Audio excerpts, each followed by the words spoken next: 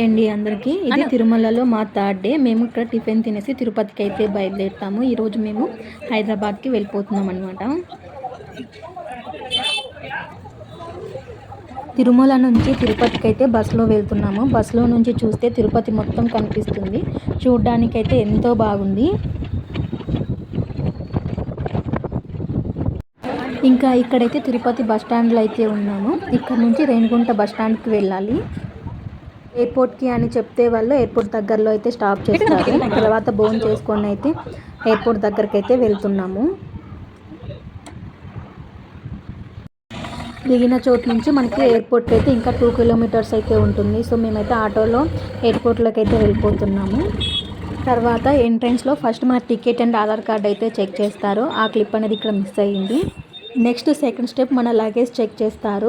Third స్టెప్లో మళ్ళీ luggage check చేసి లగేజ్ మొత్తాన్ని లాక్ చేస్తారు. అంటే మనం జిప్స్ ఏవి ఓపెన్ చేసేకైతే ఉండదు, లగేజ్ వాళ్ళే తీసుకొని వెళ్తారు. ఫోర్త్ స్టెప్లో మన దగ్గర ఉన్న టికెట్ జిరాక్స్ పేపర్ ఇస్తే వాళ్ళు బోర్డింగ్ టికెట్ ఇస్తారు, అది తీసుకొని వెళ్ళాలి. ఫిఫ్త్ స్టెప్లో మన దగ్గర ఉన్న వాటిని ట్రైలో పెట్టి లోపలికి వెళ్ళాలి. తర్వాత వాటిని చెక్ చేసి మనకి ఇస్తారు. మాకు 5th నెంబర్ అయితే వచ్చింది. అక్కడ మేము ఎక్కాల్సిన ఫ్లైట్ అయితే వస్తుందన్నమాట. ఆల్రెడీ ఇక్కడ ఒక ఫ్లైట్ అయితే బయలుదేరుతుందనమాట. ఎక్కాల్సిన ఫ్లైట్ అయితే వచ్చేసింది. ఇది నా లైఫ్లో ఫస్ట్ టైం అనమాట. ఎంతో ఎక్సైట్మెంట్ అయితే ఉన్నాను, కానీ అంతే భయం కూడా ఉంది. ఎలాగని ఫస్ట్ టైం కాబట్టి. ఫ్లైట్ టికెట్స్ అనేవి మేము 1 month బ్యాకే బుక్ చేసుకున్నాము. సో ఇది నాకు వంశీకి అయితే ఫస్ట్ టైం అన్నమాట మేము ఫ్లైట్ ఎక్కడము. సో మీరు కూడా చూసేయండి. ఫస్ట్ సీట్ దగ్గరికి రాగానే విండో క్లోజ్ చేసి ఉంది, ఓపెన్ చేశాను. విండో సీట్ అయితే నాదే అనమాట.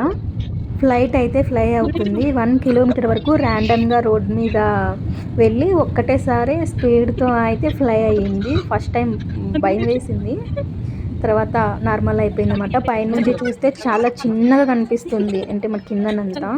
నైట్ జర్నీ అయ్యింటే బాగుండేది అనిపించింది, ఎందుకంటే మొత్తం చీకటిగా ఉంటుంది, కానీ మన కింద మొత్తం లైట్స్ ఉంటాయి కదా, సో బాగా కనిపిస్తుంది.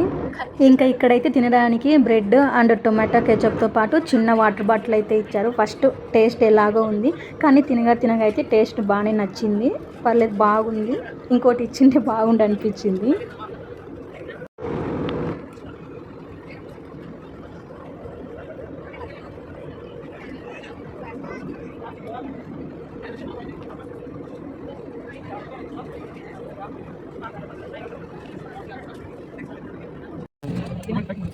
ఇది ఇంకా ఫ్లైట్ స్టార్ట్ అవ్వక ముందే వీడియో. మా అమ్మ వీడియో కాల్లో చూస్తుందన్నమాట.